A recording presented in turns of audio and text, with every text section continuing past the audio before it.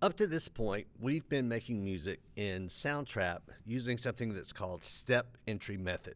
So, step entry is the method of entering data or sequencing sounds in a DAW through a series of steps. So, for example, when we're in Soundtrap and we're in the beat grid and we're going and we're clicking on these different boxes to get the rhythms that we want the drums to make, this is called step entry method. Step entry usually involves the mouse and you're clicking on stuff, or maybe you're clicking and dragging things. The great thing about step entry method is that it is very, very accurate. So when we go in and we click on these boxes, the DAW is going to play it back to us exactly where we clicked. Now, another method that we sometimes use is when we go into the loop library. So even in the loop library, when we go through and we click on an instrument, and then you go through and listen to all the different loops that are available, and then you can either double click or you can click and drag. This will be considered a step entry method also, because again, you're kind of using a mouse and you're clicking on things and moving them around. This is great when you use loops because you have music that's pre-made for you and you just have to click and drag to get it there. The kind of drawback to this is you have all these loops to browse through.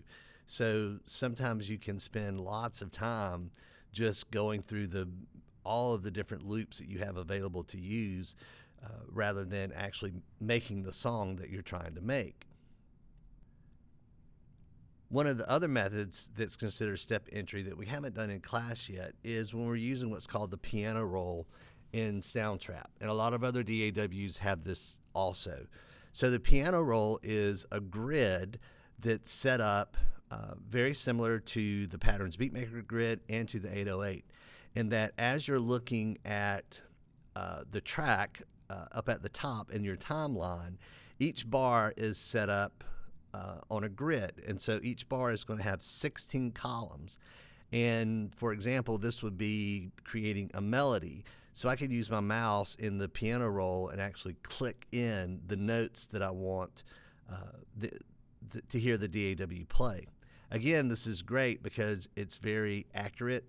Like where I go and click on the graph in the piano roll, it's going to play that note exactly where I clicked it. The drawback is sometimes when you're trying to come up with a melody, you want to just sort of noodle around and play with different notes. The thing about step entry is you always have to do the step and then go back and press play in order to hear what you've done. So it's not great if you're just trying to kind of play around and experiment by just playing some different rhythms. And the other thing that's kind of a drawback is one of the things that can be really fun about music is actually playing music. And when you're using step entry, it doesn't really feel like you're making music. It just is clicking and dragging different things. So today, or this week, we're going to start learning about a different method we could use to enter information into the DAW.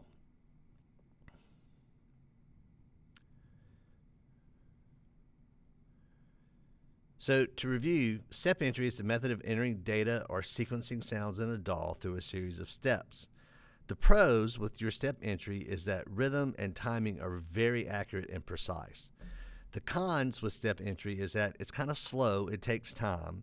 It doesn't really feel like you're actually making music or participating in music. And it's also not very good or conducive if you're just trying to play around with some different ideas and sounds. You always have to click first and then go back and click play to listen to what it's going to sound like. The second option we have for doing this is what's called real-time entry. Real-time entry is the method of entering data or sequencing sounds in a DAW as it's happening in real time. The pros with real-time entry and the cons are pretty much exactly the opposite as step entry.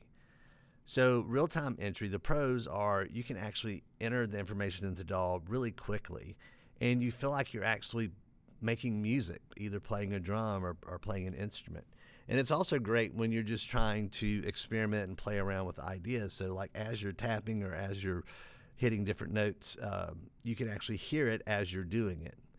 The drawback is real-time entry is very, very difficult to get your rhythms and the timing accurate in the DAW grid. Professional musicians and performers spend years and years working on the ability to play with rhythmic accuracy. And when you're first starting out creating music, that can be a really hard thing to do. But let me show you how we're going to do this. You may have noticed at your workstations today, you have a new device. This is called a Launchpad. And all of your Launchpads should look like this. And if it doesn't, you want to look at the top row and find the button that says drums and press that drum button. And when you do, you should see 4 colored boxes: yellow, pink, blue, and green. And we're actually going to focus on just this yellow box in the bottom left corner of the Launchpad. Now, I want you to go into Soundtrap and open up a new empty project in Soundtrap and pause the video and get into your computer and complete this step before we move on. Now, once you get the new project open in Soundtrap, I want you to look just above the track headers and find where it says Settings and click on Settings. Once you click on Settings, you should get a drop-down menu, and at the very top of that menu, you should see MIDI Settings. So take your mouse and click on MIDI Settings. When you do that, you should see a box pop up in the center of the screen. And you want to look near the middle here where it says Device and the little arrow pointing down. You want to click on that arrow pointing down. And you should see a list. And what you want to do is you want to find where it says Launchpad Mini, but at the end it says MIDI Out. That's really important that you click on Launchpad Mini and at the end the one that says MIDI Out. And then after you do that, click OK. Don't worry if it has a message that like it's not getting the data or something like that. Just click OK. And if that window doesn't go away, then just click the X in the corner of that little window. Now, when you get back into Soundtrap, the next thing I want you to do is click on that Patterns Beat Maker in the center of the screen, like we've done before. And when you do that, you should see the Patterns Beat Maker show up at the bottom of the screen. But we're not going to stay here. I want you to look just above where the red arrow is, where it says Instrument, and click there where it says Instrument. Now, once you do that, you should see a different image show up here at the bottom that kind of looks like the overhead view of a drum set. Now, once you have this up, if you start hitting the yellow squares on your Launchpad, you should hear drum sounds coming out. If you want to change the sound of your drums, just click on the preset box where the red arrow is. And then in your preset box, you can scroll through and check out the different sounds that are available until you find one that you like. Now, the boxes I want you to focus on is, if you look at your Launchpad, the box in the very bottom left corner, if you tap on that box, that's going to give you your kick sounds. And as you're tapping on the box over in the instrument panel in Soundtrap, you should see the big circle lighting up as you're hitting that bottom left corner of your boxes. That's going to be your kick drum. Now, if you move over to the third box on that bottom row with the yellow boxes, the third one over, if you tap on that, you should see the drum labeled D in the instrument window light up. And that's going to be your snare drum sound. So you can tap around on that snare drum sound and then alternate between your snare drum sound and your kick sound. And then the third important box we're going to use is the one just above that snare drum box. So it's going to be the second row, third one down. And if you tap on that box, that's going to be your closed hi-hat sound. So again, when we're making a drum track, the three fundamental sounds we use is a kick, a snare, and a hi-hat. So in your Launchpad drum grid, those three buttons, your kick is always going to be the bottom left box, the snare is always going to be the third box on that bottom row, and the closed hi-hat should be just on top of the snare.